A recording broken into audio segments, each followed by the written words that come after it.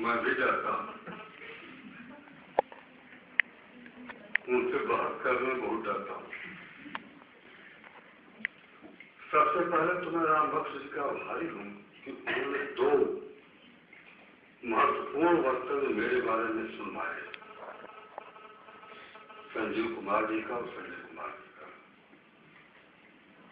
मुझे लगा कि साहित्य में भी एक तरफ भ्रष्टाचार है जिसका पता किया जाना चाहिए।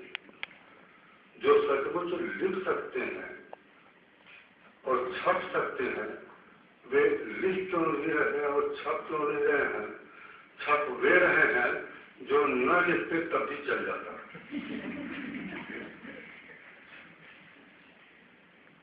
जिन विचारों को मैंने सुना, मेरे बारे में जाने कितने वर्षों से लिखा जा रहा है, ढेर सारे लोगों ने लिखा है। जिन बातों की तरफ संकेत किया संजीव कुमार जी ने, मेरी असंगतियों कहिए या कहानी और संस्मरणों को लेके दोहराव करिए, उसे चाहे जो कुछ कह लीजिए, आज तक कभी किसी ने क्यों नहीं बताया? ध्यान नहीं दिया मैंने, मेरा खुद ध्यान नहीं दिया था। मैं कृतज्ञ हूं कि आपने उन बातों की तरफ ध्यान दिलाया। हो सकता है ये बातें इसलिए मेरे दिमाग में ऐसा इसलिए हो सकता है कि कुछ चीजें होती हैं जिंदगी में जो भूलती ही नहीं, हानि करती हैं, बार बार लौट जाती हैं। ऐसा हो सकता था। जहां तक आप लोगों का सवाल है, मैं एक ही बताऊं, मैं विद्यार्थियों के सामने नहीं बोल रहा हूं, आपको विद्यार्थी में नहीं मानता। आप न जाने कितने कवि होंगे, कथाकार होंगे, आलोचक होंगे, जो अभी अदृश्य हैं, जिन्हें मैं देख नहीं पा रहा हूं। हाँ, वे कल प्रकट हो सकते हैं। तो 25 वर्षों के बाद मैंने एक कहानी लिखी, जिसकी तरफ इशारा किया संजीव कुमार जी ने कि 1984 में या 86 में सदी का सबसे बड़ा आदमी मेरा अंतिम कहानी संग्रह था, कि बीच में मैं दूसरा काम करता रहा, कहानियां नहीं लिखी।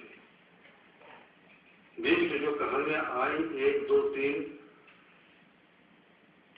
या तो कहानियां बहुत पहले की लिखी गई थी और मजबूरी में देनी पड़ी थी मुझे, या कोई बात रही होगी, लेकिन लिखा नहीं मैंने। तो 25 वर्षों बाद मैंने दुस्साहस किया कि कहानी लिखी जाए, और जो कहानी मैं आपको सुनाने जा रहा हूं, इसे नामवर जी ने पढ़ लिया था। बनारस में गए, पढ़ा, मैंने कहा कहानी है, उन्होंने कहा कविता है। मैं अपनी जगह आप ही लगे हुए, कहानी है तो छोटी सी है, मैं उसे सुना दूं आपको, उसके बाद फिर आप जो बातें करेंगे सुन लूंगा। कहानी का शीर्षक है खरोंच। कुछ लोग होते हैं जो बहुत तत्सम शब्द होते हैं, उन्हें लगता है कि ये अशुद्ध तत्सम नहीं है, शुद्ध नहीं है, ये शुद्ध करके बोलना चाहिए।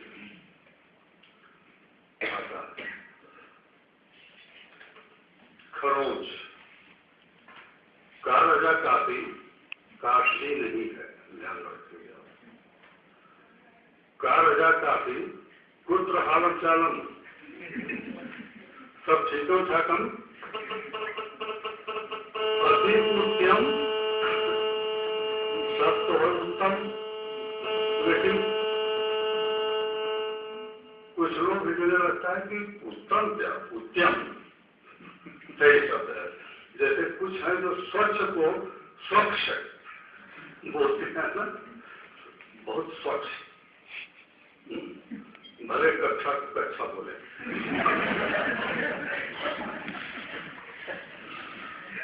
तो का राजा काफी पुत्र हारम चालम, सब ठीकम ठाकम, अति उत्तम, जी हाँ अति उत्तम।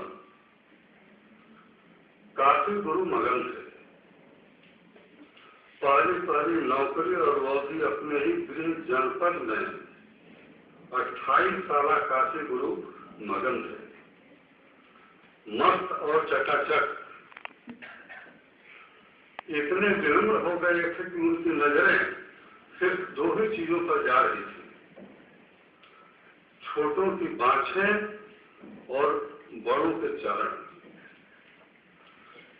जब वे बनारस में ज्वाइन करने के लिए चले थे तो माँ बाप और दोस्तों ने अपने अनुभवों से हिदायतें दी थी। देखो, गंगा नहाने जाना तो सिर्फ कपड़े लत्ते लेकर जाना, रुपए पैसे लेकर नहीं। मंदिरों में जाना तो जूते चप्पल झोले में डाल लेना, बाहर मत छोड़ना। भीड़ में मोबाइल ऊपर सामने की जेब में रखना।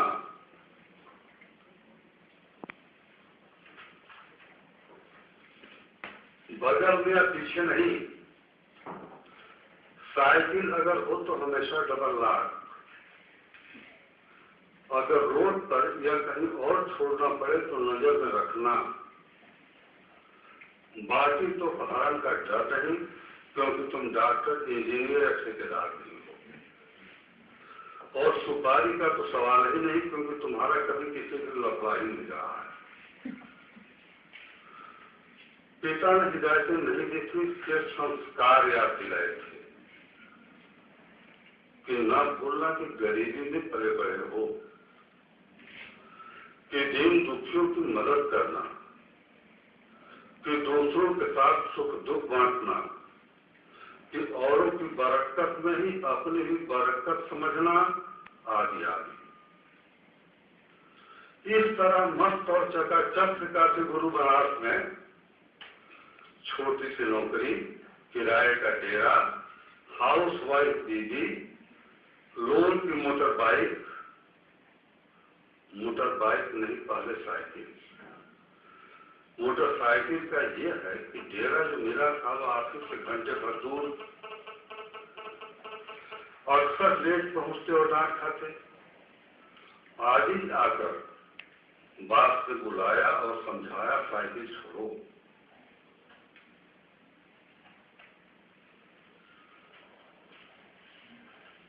बैंक से लोन लो और खरीदो मोटर बाइक। तुमसे न हो तो कहो मैं दिला दूं लोन। सो आ गई मोटर बाइक हीरो होंडा 1 के भीतर। बीबी दुलारी भी बैठती चिपक कर अपने हीरो के साथ छुट्टी के दिन, और घूम आती काशी चाट भंडार और आईटी माल। सच कहिए तो मौजा ही मौजा। काशी गुरु जितना बाइक पर चढ़ते नहीं, उससे ज्यादा उसे नहलाते, झुलाते, पूछते, बांधते, गो सेवा भाव से। क्या क्या नहीं किया उन्होंने उसे खरों से बचाने के लिए। यहाँ तक कि ऑफिस के लिए वे शॉर्टकट छोड़ लंबा रास्ता पकड़ते, उसी रास्ते घर लौटते और फिर घर से ऑफिस जाते। 11 महीने हो गए थे बाइक के, लेकिन कोई भी देखता तो पूछे बगैर न रहता, अरे गुरु किस दिन खरीदा है उन्होंने खटोला। तो एक दिन वे उसी रास्ते पर घर से ऑफिस आ रहे थे कि लड़ गए रविंद्रपुरी चौराहे पर। उस दिन न दुलारी को छींक आई थी, न बिल्ली ने रास्ता काटा था, लेकिन लड़ गए तो लड़ गए, और वो भी साइकिल से। कहना मुश्किल है कि बाइक साइकिल से लड़ गया, साइकिल बाइक से। आयन वक्त पर काशी गुरु ने ऐसा ब्रेक मारा कि बाइक स्टैंड थे। गुरु के मुंह से गुस्से से अपने आप निकला, सालों अंधे हो क्या, दिखाई नहीं पड़ता।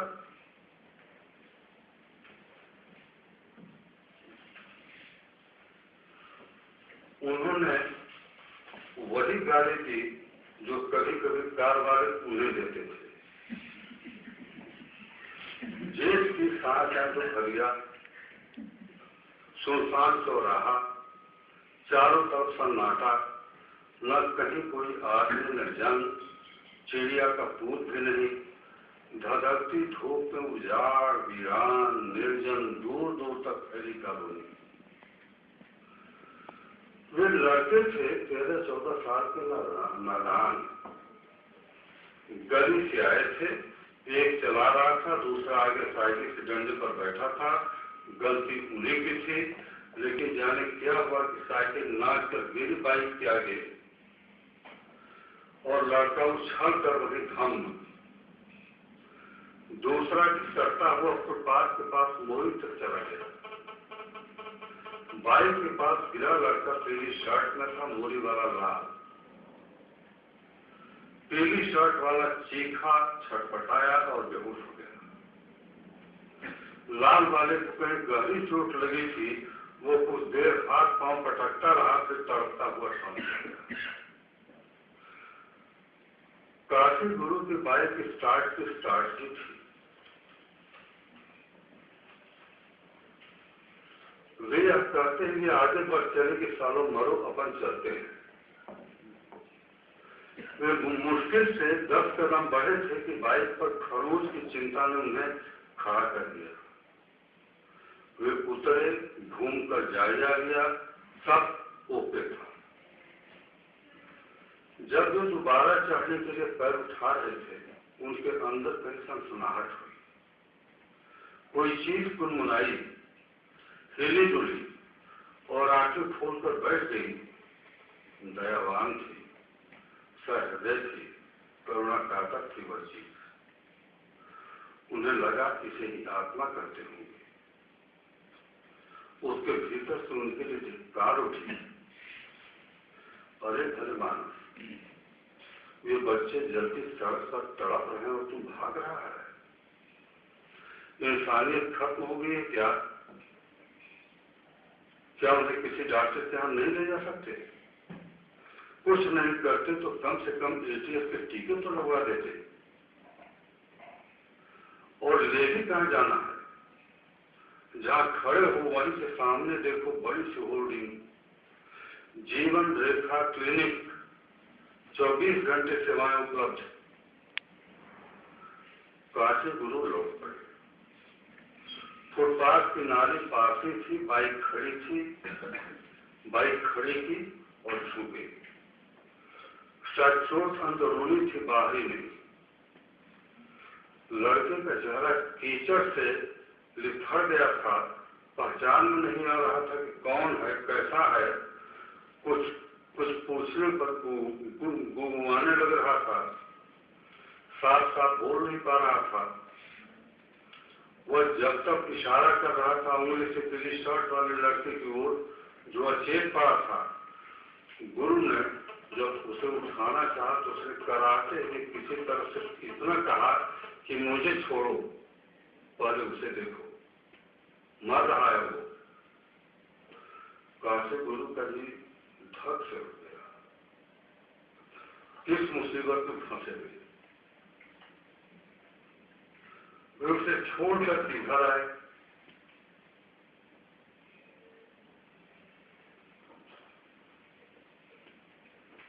खून तो नजर नहीं आ रहा है, इसका मतलब कुछ टूटा फूटा नहीं है। गुरु ने खुद से कहा, उनकी जान में जान आई।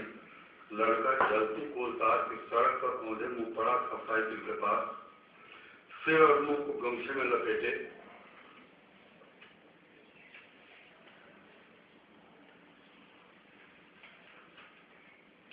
बदन और टांगों में कोई हरकत नहीं। गुरु उसे पलटने के लिए जैसे ही बैठे वैसे ही चिल्लाया हुआ, पकड़ो पकड़ो, बाइक लेकर भाग रहा है भौचक के।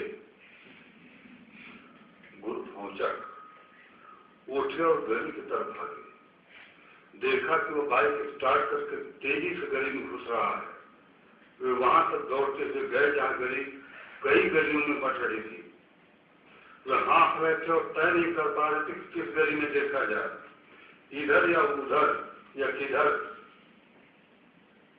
जब निराश वापस होने लगे तो साफा आशा की एक किरण फूटी गुरु की आंखों के आगे कि जाएगा तो किधर जाएगा। बाइक लेकर, उसका जोड़ीदार और साइकिल तो उनके कब्जे में है। बिना समय गवाए हड़बड़ जब गली के मुहाने पर पहुंचे गुरु, तब देखा वहां न वह लड़का है न साइकिल। वे चकित और स्तब्ध। अब क्या करें? वे धीरे धीरे चलकर उस जगह आए जहां साइकिल थी और वो लड़का था। शायद कोई सुराग छूटा हो, मगर वे लड़के अनाड़ी नहीं थे। खाली जगह छोड़कर कुछ नहीं छोड़ा था उन्होंने। काशी गुरु चौराहे पर देर तक खड़े रहे चुपचाप।